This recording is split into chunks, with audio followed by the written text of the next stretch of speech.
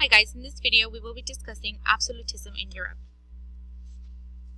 So we're going to be explaining factors and principles that contributed to the success of Europe's commercial revolution. We're going to identify characteristics of absolute monarchy and limited monarchy. We're going to explain the development of democratic republican government from its beginnings in the English Civil War, and we are also going to identify the political and legal ideas that are contained in the English Bill of Rights. By the time that we are done with this lesson, you will have summarized the causes and effects of absolutism in Europe, and you will have identified the accomplishments of Europe's absolute monarchs. Alright, so let's start with the commercial revolution. Remember that prior to this time period, the European countries had discovered the Americas and began to establish colonies in that area. And that is going to revolutionize the way that the economy in Europe functioned. Trade will become more globalized. That means that trade is going to increase between Europe and the Americas, China, and India. That leads to an availability of more products for people to purchase, and it's also going to lead to a rising standard of living. That means that people will have more options for the goods that they purchase. They are going to have access to better tasting food or products that make their lives more comfortable or easier to live. And this is due to a system of mercantilism, the belief that a country's wealth and power are dependent on trade. And so countries in Europe function under the notion that the more territory they can control and the more trade routes they control, the more wealth and power that they will acquire. And that's going to lead to a lot of competition and wars between the major European powers.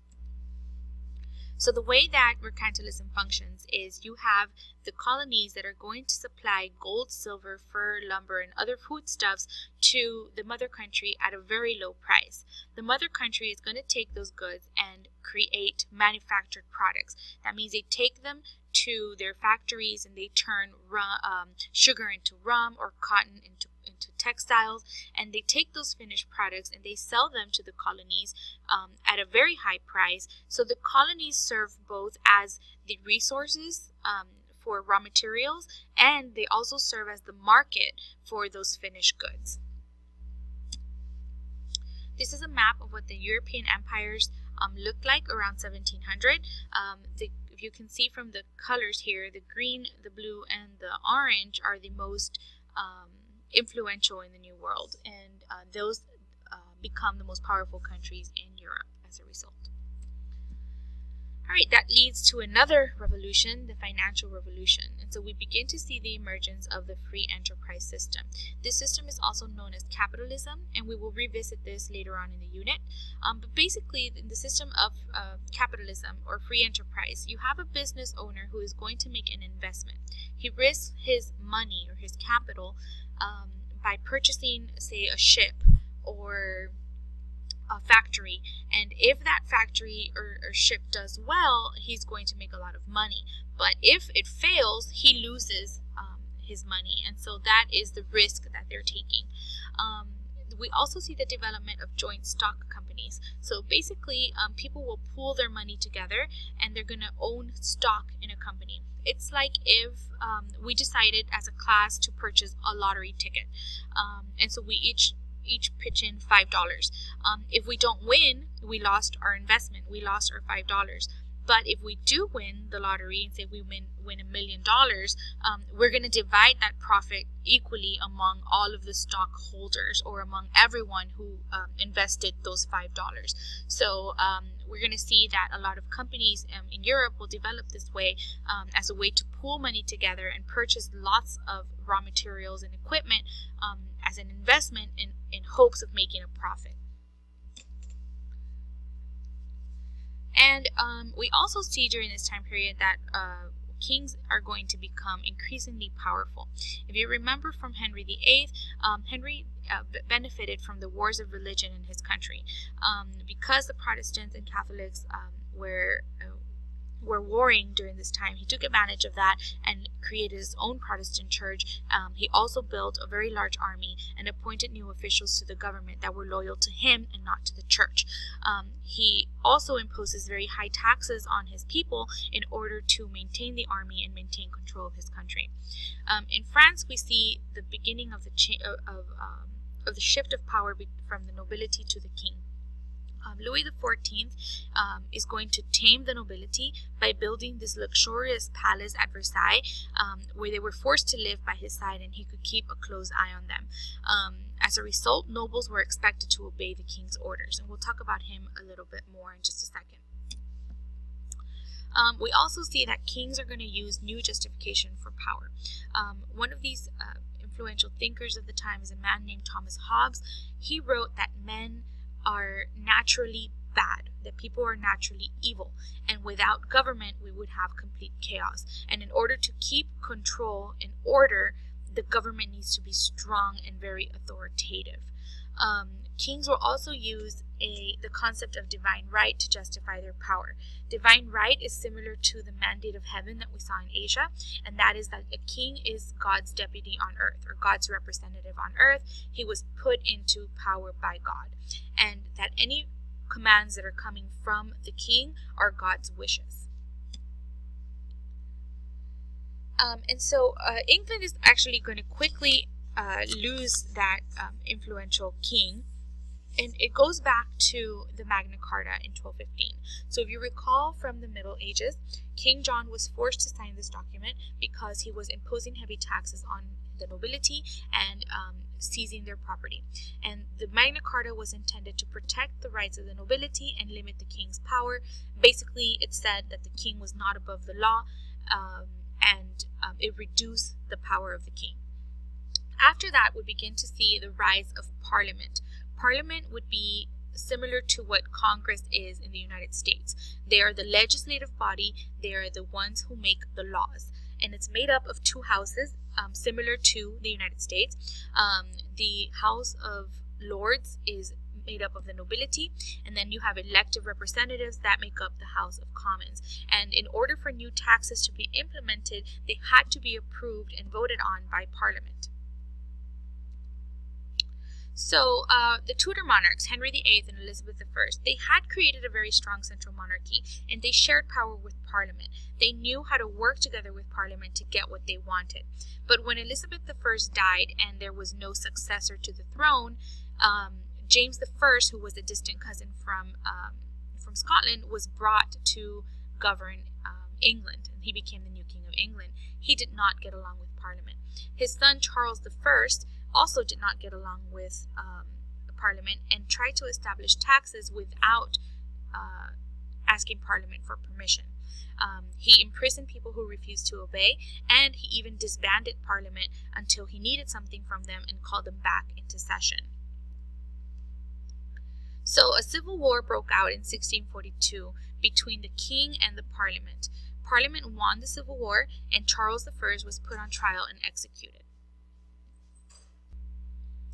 So James II was one of the successors, and during the Glorious Revolution, James II had converted to Catholicism, which was a threat to the English Parliament because they were Protestant.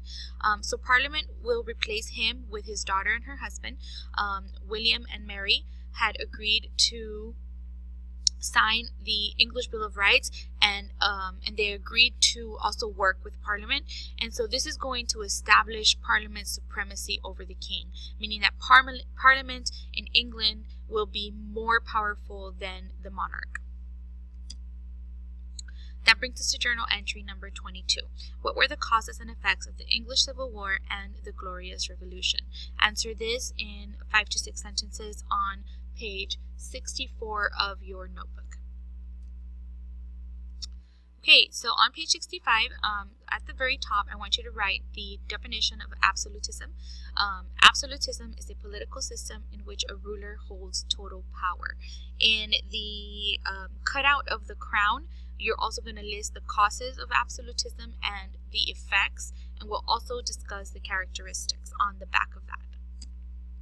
Right. So the causes for absolutism in Europe include the breakdown of the feudal system and the rise of nation states. Remember that feudalism broke down and kings took power away from the nobility, condensed all those lands, and created new countries.